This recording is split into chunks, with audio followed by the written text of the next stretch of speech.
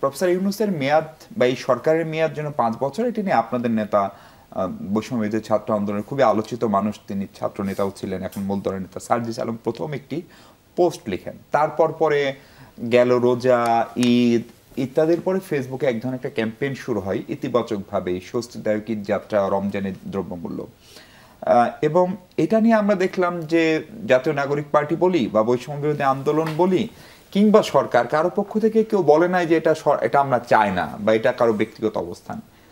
আজকে আমরা দেখলাম স্বরাষ্ট্র উপদেষ্টা একটু অনুষ্ঠানে গিয়ে বললেন যে মানুষ আসলে, সাধারণ মানুষ চায় আমরা 5 বছর থাকি। আমরা ছোটবেলায় আসিফ খান ভালো বলতো, আমরা যখন বিশ্ববিদ্যালয়ে পড়তাম তখন আমাদেরকে নোম চমস্কি ম্যানুফ্যাকচারিং কনস্ট্যান্ট পড়ানো হতো যে সম্মতি উৎপাদন করা হয় একরকম। ফলে এর কদিন পরে কি যে জুলাই ঘোষণাপত্র হবে, সেখানে সব দলগুলো বলবে যে এই সরকার অনেকদিন থাকুক, তারপরে কি এরকম পরিস্থিতি হবে যে সবাই মিলেই বলবে আসেন আমরা অনেকদিন ধরে ক্ষমতায় থাকি। ফলে এই কাজটি করা কি, মানে এই কাজটি হচ্ছে কিনা, আপনাদের মতামতটা কি? ধন্যবাদ মিশু ভাই আপনাকে, আসিফ স্যার এবং যারা শুনছেন সবাইকে শুভেচ্ছা। দুইটা ভাগে যদি উত্তরটা দিতে চাই আপনার কথাগুলোর, যে একটা স্বরাষ্ট্র উপদেষ্টা আজকে যেটা বলেছেন, আমার কাছে ব্যক্তিগতভাবে মনে হয় উনি একজন দায়িত্বশীল পদে আছেন, একজন মন্ত্রী, এবং ওনার আসলে এরকম, আমি ওনার ফুটেজটা দেখেছি, উনি খুব হাসতে হাসতে খুব হাসির ছলে কথাটা বলছিলেন যে জনগণ আমাদেরকে, আমরা ভালো কাজ করছি দেখে আমাদেরকে আরও 5 বছর চায়। তো আমার মনে হয় যে ফরম্যাটেই উনি যে আবেগ বা পরিস্থিতি ভালো হয়েছে যেভাবেই বলুক, আমার কাছে মনে হয় যে যেহেতু গণ অভ্যুত্থানের পরে একটা বিশেষ পরিস্থিতিতে এই সরকার গঠিত হয়েছে এবং রাজনৈতিক দলগুলোর মধ্যে নির্বাচনের তারিখ নিয়ে এক ধরনের ইনসিকিউরিটি আছে, এক ধরনের একটা কখন হবে একটা বিভ্রান্তিকর একটা মনোভাব তাদের মধ্যে দেখা যায় তাদের কথাবার্তায়, এবং নির্বাচনটার জন্যই রাজনৈতিক দলগুলোর মধ্যে এবং আমাদের প্রধান উপদেষ্টা মহোদয়কে বারবার মুখ খুলতে হয়। সো দেখা যায় যে এটা যেহেতু একটা ইম্পর্টেন্ট ইস্যু, তো এটা নিয়ে এভাবে 5 বছর থাকবে, আমার মনে হয় যে ওনার দায়িত্বশীল পদ থেকে এভাবে বলাটা ঠিক হয় নাই। এখন এই যে আপনি সোশ্যাল মিডিয়ায় ক্যাম্পেইন ধরেন, আপনারা যেটা বলেন সেটাই উপদেষ্টারা বলেন কেন বা বললেন কেন? না, এটার কথা যদি বলতে চাই যে ডক্টর ইউনূসকে 5 বছর চায়, এখানে আপনি যেহেতু উনি মানে উনি একজন ব্যক্তি এবং পুরো সরকারকে যখন দেখেন, এখানে সোশ্যাল মিডিয়ায় যে আপনি ক্যাম্পেইন বলেন, আমি আসলে এটাকে ক্যাম্পেইন বলতে একেবারেই হ্যাঁ, এইটা যে মানে এটা আসলে ব্যক্তিকেন্দ্রিক এবং এক ধরনের স্বতঃস্ফূর্ত একটা আবেগের পরে, এবং কিসের পরে, এই যে 15 বছর আসলে মানুষ এক ধরনের জুলুমের মধ্যে গেছে এবং অনেকে জুলুম বুঝেও কথা বলতে পারে নাই এবং যার যার জীবন নিয়ে শেষে ব্যস্ত ছিল। সরকার কি করছে বা বিরোধী দল কি করছে, মানে আসলে সাধারণ মানুষের কিন্তু খুব একটা আগ্রহ ছিল না। কিন্তু যখন এই 5ই আগস্টের পরে মানুষ, এই জনগণই তো এই সরকারকে, এই গণ অভ্যুত্থানটা সফল করলো, এবং যখন ডক্টর ইউনূসের মতো একজন দায়িত্ব গ্রহণ করলো, এবং ওনার কিন্তু অনেক সীমাবদ্ধতা ছিল। আপনি যদি মনে করেন প্রথম কয়েক মাস কিন্তু দাবি দাওয়া নিয়ে প্রতিদিন এক ধরনের অশান্তি শহর জুড়ে সৃষ্টি হতো, এবং তারপর ধীরে ধীরে উনি যেভাবে দেশকে এগিয়ে নিচ্ছেন এবং ওনার যে গ্লোবাল ইমেজ, ওনার যে কথা বলার ধরন, উনি যেভাবে মানুষকে আশ্বস্ত করছে, তো এগুলো মানুষকে খুব, এই 15 বছর পরে যে একটা 15 বছরের শূন্যতার পরে এরকম কাউকে পেয়ে মানুষ খুব আশ্বস্ত করছে যে আমাদের হাতটা এখন খুব, দেশটা এখন খুব ভালো শক্ত হাতে আছে। আপনি রাগ করবেন কি আমি জানি না, মানে এর আগে যে সরকারটি ক্ষমতায় ছিল, আওয়ামী লীগ সরকার, তারাও যখন ডেভেলপমেন্ট ভার্সেস ডেমোক্রেসি আলোচনাটা করতো, তখন অনেক আওয়ামী লীগের নেতা এই অনুষ্ঠানে এসে এই একই রকম বক্তব্য দিয়েছেন যে তারা শেখ হাসিনাকে এটা চান, ওনার বিকল্প নাই। ফলে আবারও কি আমরা বিকল্প নাই এরকম একটা রাজনীতির দিকে যাচ্ছি? আমি প্রশ্নের উত্তরটা শেষ করিনি।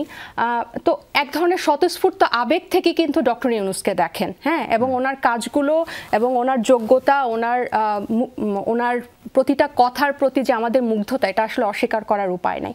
এবং সোশ্যাল মিডিয়া বলেন, আমাদের কোনো নেতার ব্যক্তিগত পোস্ট বলেন, সবই এটা এক ধরনের আউট অফ ইমোশন যে উনি খুব ভালো কাজ করছেন। কিন্তু এই যে নির্বাচন না হয়ে আমরা যেরকম সংস্কার বলছি যে একটা মৌলিক সংস্কার হয়ে নির্বাচন হতে হবে, এমন না যে নির্বাচন না হয়ে একটা মানে অনির্দিষ্টকালের জন্য একটা সরকার থাকবে, এটাও কিন্তু কোনো দেশের জন্য মঙ্গল কিছু। প্রধানমন্ত্রী হিসেবে দেখার এটা সার্জিসের ব্যক্তিগত মতামত। কারণ হচ্ছে আপনি একটা রাজনৈতিক দল এর যখন কথা বলবে তখন অবশ্যই এটা তার একটা ব্যক্তিগত আবেগ থেকে সে কথাটা বলেছে, এবং আমি যতদূর মনে করি যে এটার সে একটা এক্সপ্লেনেশনও পরে একটা কোনো একটা দিয়েছে যে সে এটা তার নিজের একটা ইমোশন থেকে কথাটা বলেছে। আমি একটু প্রফেসর শাহানের কাছে যাই। প্রফেসর শাহান, আসলে কি সত্যি সত্যি একটা জনসম্মতি তৈরি করছে, অথবা পরিস্থিতি ধরেন মাঝখানে মনে হচ্ছিল আইন শৃঙ্খলা পরিস্থিতি, দ্রব্যমূল্য, নানান ইস্যু, অস্থিরতা নিয়ে গভর্নমেন্ট এখন মনে হচ্ছে একটু সবকিছু গ্রিপে নিয়েছে, এবং যেহেতু গ্রিপে নিয়েছে ফলে এখন এই যে দীর্ঘদিন ক্ষমতায় থাকার একটা আওয়াজও উঠছে, এটা সত্যি সত্যিও হতে পারে, স্বতঃস্ফূর্ত হতে পারে যেমনটা তাজনুবা বলছিলেন, কিন্তু এই কাজটিতে আসলে কি জনগণ স্বতঃস্ফূর্তভাবে সাড়া দিচ্ছে? ধন্যবাদ।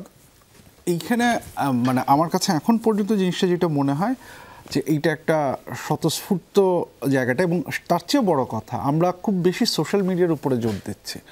সোশ্যাল মিডিয়ার যে ভাইবটা সেটাই যে একদম পুরো বাংলাদেশকে রিপ্রেজেন্ট করে এরকম কোনো কিছু আমরা কেন মনে করছি সেটাও আমার কাছে খুব পরিষ্কার না। কারণ দেখুন, বিভিন্ন সময়ে যে জরিপগুলো করা হয়েছে সেই জরিপগুলোতে যখন আপনি কত সময়ের মধ্যে নির্বাচন চান, সেখানে কিন্তু হচ্ছে গিয়ে ডিসেম্বর 2025, জুন 2026 এই সময়কালের মধ্যে একদম শুরুতে আপনাদের যদি মনে থাকে প্রথম দিকে যে জরিপগুলো হয়েছিল সেখানে 3 বছর 4 বছর এরকম একটা সংখ্যা আসছিল, আস্তে আস্তে হচ্ছে গিয়ে সেই সংখ্যাটা কমে এখন হচ্ছে এই 1 বছর বা 1.5 বছর এর মাঝখানে চলে আসছে। সো সেইটা কিন্তু আপনি যদি লার্জার স্যাম্পল সাইজে দেখেন, লার্জার স্যাম্পল সাইজে সেটা কিন্তু আরও বেশি সংখ্যক নাম্বার। আপনি তো শুধু সোশ্যাল মিডিয়ার দিকে তাকিয়ে যদি আমরা ধরে নিই যে এইটাই বাংলাদেশের চিত্র, আমার মনে হয় না সেটা খুব একটা ঠিক হবে। দ্বিতীয়ত যে জিনিসটা খুব গুরুত্বপূর্ণ, যে কথাটা উনিও বললেন যে এখন পর্যন্ত কোনো রাজনৈতিক দল কিন্তু এটাকে সমর্থন জানায়নি বা এটা বলেনি। আপনি যে সার্জিস আলমের কথা বললেন, উনাকেও কিন্তু ওনার অবস্থান ক্লিয়ার করতে হচ্ছে, ক্ল্যারিফাই করতে হয়েছে। এবং এখন পর্যন্ত আমি যতটুকু জানি এনসিপি বা বিএনপি বা কোনো পলিটিক্যাল পার্টি থেকে এরকম কোনো কথা আসেনি যে আমরা হচ্ছে গিয়ে চাই। বরং আমি ইন্ডিভিজুয়ালি, যেহেতু সোশ্যাল মিডিয়া বা মানে পেজগুলোতে বা বক্তব্যতে আমি অনেক এনসিপি লিডারকে বলতে দেখেছি যে হ্যাঁ ঠিক আছে, পারফরমেন্স হিসেবে ভালো হচ্ছে, বাট নির্বাচন যেটা নির্বাচন হতে হবে। এখন সেটার যে টাইম লাইনটা বলা হয়েছে 2025 এবং দেন হচ্ছে গিয়ে জুন 2026, এই যে সময়সীমাটা, সেই সময়সীমাটার মধ্যে আমরা রিফর্মটা চাচ্ছি, সংস্কারটা চাচ্ছি, সেই সংস্কার এবং তার পাশাপাশি নির্বাচনের যে প্রস্তুতি। এবং একই সাথে আরেকটা জিনিস মনে করিয়ে দিই, আপনি গতকালকের খবরটা যদি দেখেন তো তাহলে আমরা সেখানে দেখতে পাচ্ছি যে ইলেকশন কমিশন বলছে যে তারা নির্বাচনের প্রস্তুতিগুলো নেওয়া শুরু করেছে, এবং এইখানে বেশ কিছু আইনি ব্যাপার আছে, এখানে বেশ কিছু পদক্ষেপ নেওয়ার দরকার আছে, বাট তারা বলছেন যে তারা ডিসেম্বরের মধ্যে তারা মোটামুটি একটা জায়গায় চলে আসবেন। আমরা একই সাথে দেখছি হচ্ছে কনসেনসাস কমিশনের যে কার্যক্রম সেটা চলছে, তারা গতকালকে বা তার আগের দিন এবি পার্টির সাথে মিট করেছেন, আজকে আরেকটা। তাহলে এই যে রিফর্মের একটা যে প্যাকেজ তৈরি করার কথা, সেই আলোচনার কাজগুলো চলছে। এবং সরকার থেকে বলা হয়েছে যে রিফর্মের আমাদের লক্ষ্য হচ্ছে এই পর্যন্ত, এরপরে আমরা এই পর্যন্ত যাব। এবং সরকারের এখন এইটা মানে একটু প্রবলেমেটিক, যে কথাটা বললেন আমি একমত যে স্বরাষ্ট্র উপদেষ্টার দায়িত্বশীল বক্তব্য দেওয়া উচিত ছিল, যে কোনো একটা কিছু সেটা মানুষজন চাচ্ছে, দ্যাটস ফাইন, ওনার ভাল লাগতে পারে, ওনার পারফরমেন্সের একটা রেকগনিশন মানুষজন করছে, দ্যাটস গুড, বাট সেইটাকে উল্লেখ না করা, কারণ উনি যখন একটা দায়িত্বশীল পজিশনে আছেন, আমার ধারণা সেটা সরকারকে অনেক ক্ষেত্রে একটা বিব্রতকর পজিশনে এসে ফেলে দেয়, যেটা গুরুত্বপূর্ণ।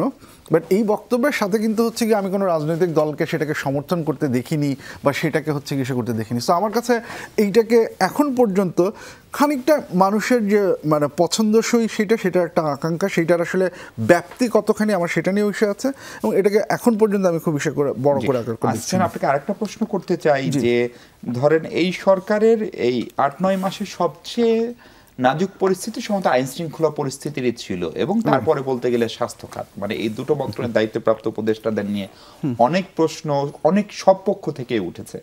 আজকে স্বরাষ্ট্র উপদেষ্টা ধরেন একটি জায়গা পরিদর্শনে গিয়েছেন সিলেটে, এবং সেখানে গিয়ে তিনি একজন এক্সিকিউটিভ ইঞ্জিনিয়ারকে ফোন দিয়েছেন, বলছেন যে ড্যাম রিপেয়ার না করলে কিন্তু আপনাকে রিপেয়ার করে দেব।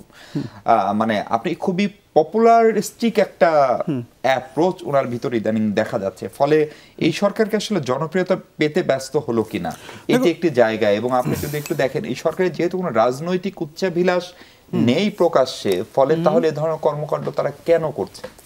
আচ্ছা, ধন্যবাদ। এইখানে কয়েকটা ব্যাপার, যে পপুলিস্ট সেটা তো এটা বটেই, মানে এই ধরনের একটি, কারণ আপনি যখন কারো এগেনস্টে ব্যবস্থা নিতে যাবেন, সেই ব্যবস্থা নেওয়ার একটা প্রক্রিয়া আছে। এইটার দুটা কারণ হতে পারে।